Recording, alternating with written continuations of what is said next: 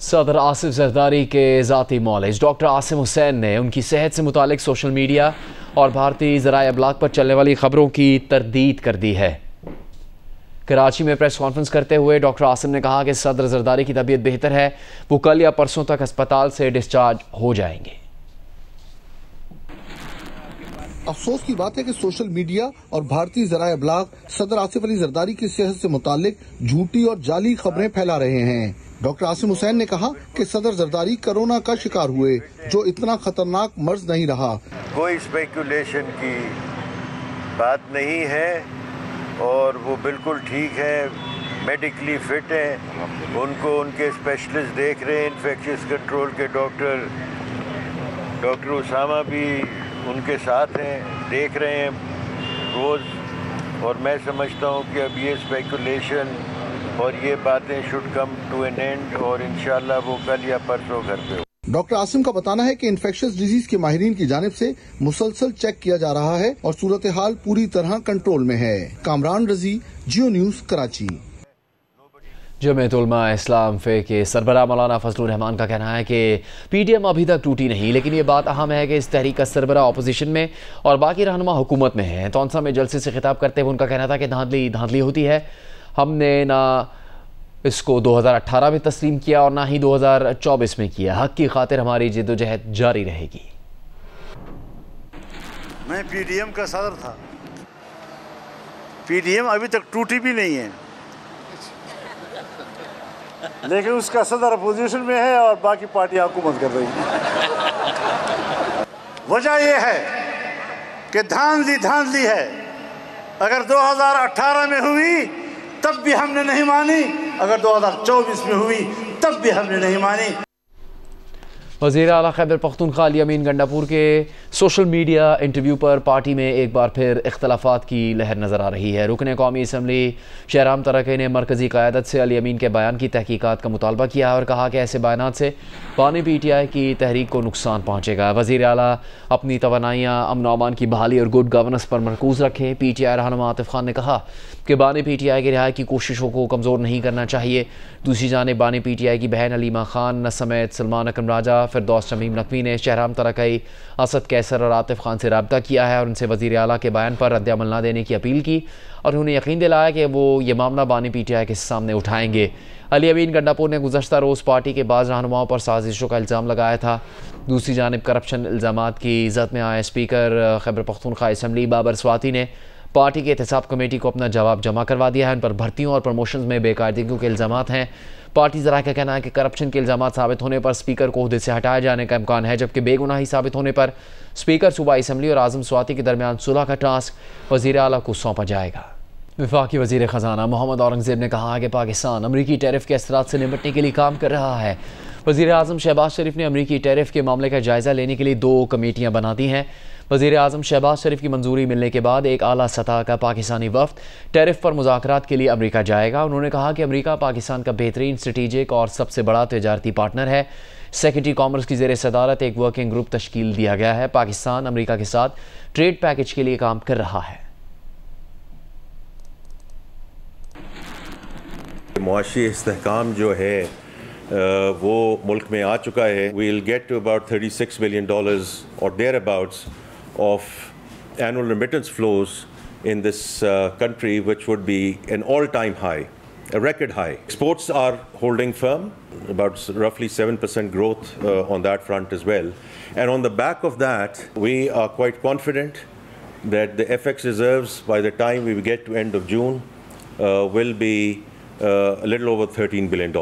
जो inflation की बात है, we are now down to 0.7%, which is at a 6 decades low. हमारी responsibility है कि ये जो inflation में कमी आई है इसको हम pass on करें. Kaibo is now around 12%. There's room to do more. The top CEOs of this country have said economic growth prospects have gone up to 83%. This is on the back of 49%. That was the number last year. हम FDI की बात करते हैं, लेकिन जब हमारे local CEOs, local sponsors इस मुल्क में इन्वेस्ट करना शुरू करेंगे तो इंशाल्लाह फॉरेन डायरेक्ट इन्वेस्टमेंट भी आएगी। ईद उल फितर पे जो इकोनॉमिक एक्टिविटी बढ़ी है तो उसमें हमने एक रैपिड सर्वे करवाया, the number this year is close to about 870 billion rupees of increase economic spending.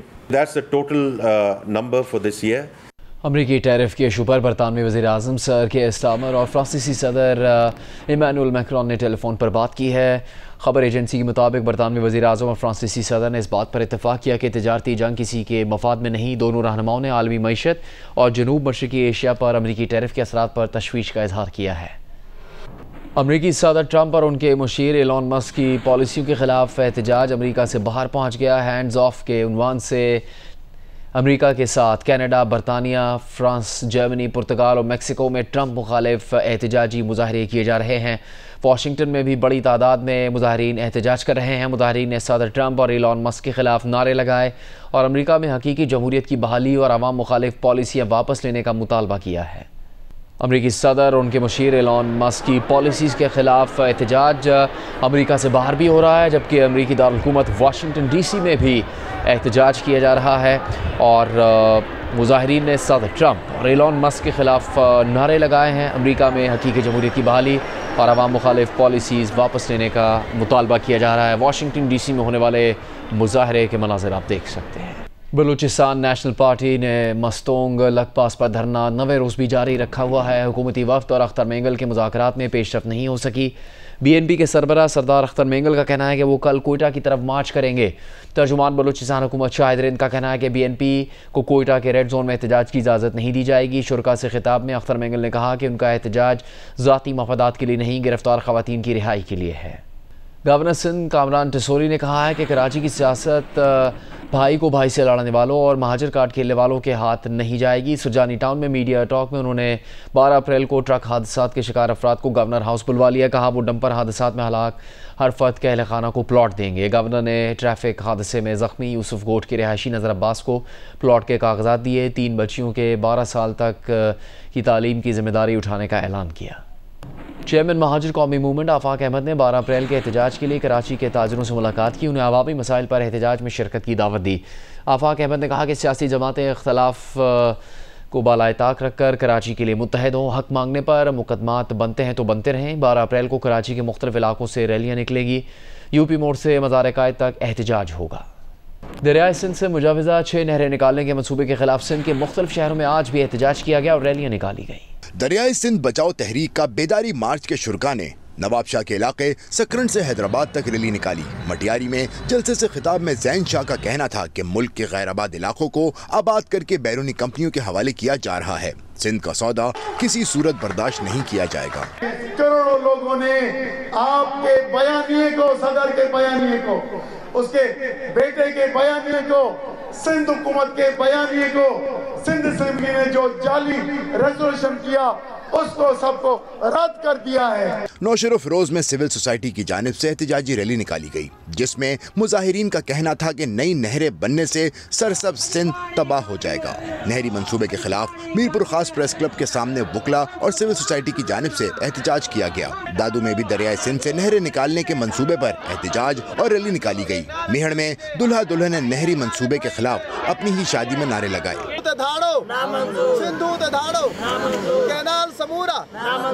Nawabshah school के तलबा ने भी कैनाल मंसूबे के खिलाफ एहतजाजी रैली निकाली. सिंध के सीनियर वजीर शर्जील मेमन ने कराची में प्रेस कॉन्फ्रेंस करते हुए कहा कि पीपल्स पार्टी दरियाए सिंध पर इजाफी नहरों के मामले पर कोई समझौता नहीं करेगी. पीपल्स पार्टी की हुकूमत से अलहदा न होने का सवाल उठाने वाले वही लोग हैं जिन्होंने कालाबाग डैम के हक में रैलियाँ निकाली थी.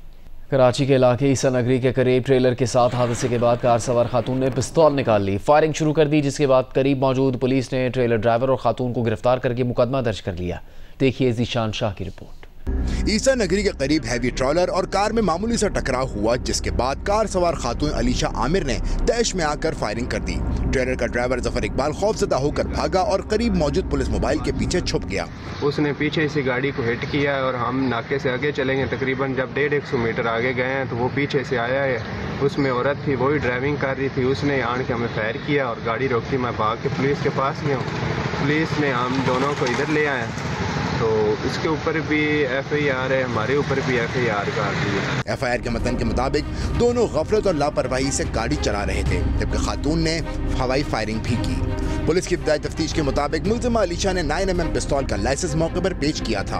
असलहा लाइसेंस बलूचिस्तान जाफराबाद से बनाया गया था, जो 31 दिसंबर 2023 को एक्सपायर हो चुका है। खातून ने इब्तदाई बयान में बताया कि खालिद बिन वलीद रोड पर वाक़े असलहे की दुकान से जाफराबाद का लाइसेंस बनवाया था। ताहम लाइसेंस पूरे पाकिस्तान में इस्तेमाल नहीं हो सकता। लाइसेंस की असल होने की तस्दीक भी की जा रही है। ज़ीशान शाह, जियो न्यूज़, कराची। नवाब शाह में शौहर ने गैरत के नाम पर फायरिंग करके बीवी, बहन और एक नौजवान को कत्ल कर दिया। पुलिस के मुताबिक फायरिंग का वाक़या नवाब शाह के थाने नासरी के इलाके में पेश आया है। मुलजिम उमर चांडियों ने गैरत के नाम पर अपनी बीवी, बहन और एक नौजवान समेत 3 अफराद को फायरिंग करके कत्ल कर दिया और मौके से फरार हो गया। पुलिस का कहना है कि वाक़े की मज़ीद तफ्तीश के बाद मुकदमा दर्ज किया जाएगा। एमनेस्टी इंटरनेशनल यूके ने एमनेस्टी मीडिया अवार्ड 2025 के फाइनलिस्ट का ऐलान कर दिया, जिसमें इंसानी हकूक़ के हवाले से दुनिया भर के बेहतरीन सहाफ़ती काम को सराहा गया है। नौजवान सहाफ़ियों के लिए दिए जाने वाले KP रॉटवा अवार्ड की कैटेगरी में पाकिस्तानी नजात बरतानवी सहाफ़ी मिसबाह खान और एदान तनूज को शॉर्टलिस्ट किया गया है, जिन्होंने the bureau of investigative journalism के लिए नुमाया काम किया। अवार्ड देने की तकरीब 4 जून को बरतानिया में मुनक्किद की जाएगी। आर्टिफिशियल इंटेलिजेंस से बनी अमेरिकी सदर डोनाल्ड ट्रंप की तस्वीर और वीडियो क्लिप ने हकीकत और फसाने का फ़र्क मिटा दिया। ट्रंप की अमेरिकी कार्टून सीरीज़ द सिम्पसन्स के कैरेक्टर के अंदाज में वीडियो क्लिप वायरल हो गई। AI जनरेटेड क्लिप में ट्रंप के कार्टून कैरेक्टर को ताबूत में दिखाया गया है। AI से बनी वीडियो में ट्रंप कैरेक्टर की 12 अप्रैल 2025 को इंतकाल की पेशगोई की गई है। द सिम्पसन्स कार्टून सीरीज़ के प्रोड्यूसर मैट सिल्वन ने वायरल वीडियो से लाताल्लुकी का इजहार कर दिया। कहा कि ये क्लिप सिम्पसन्स सीरीज़ का नहीं है, इसे आर्टिफिशियल इंटेलिजेंस और ग्राफिक्स इफेक्ट से बनाया गया है।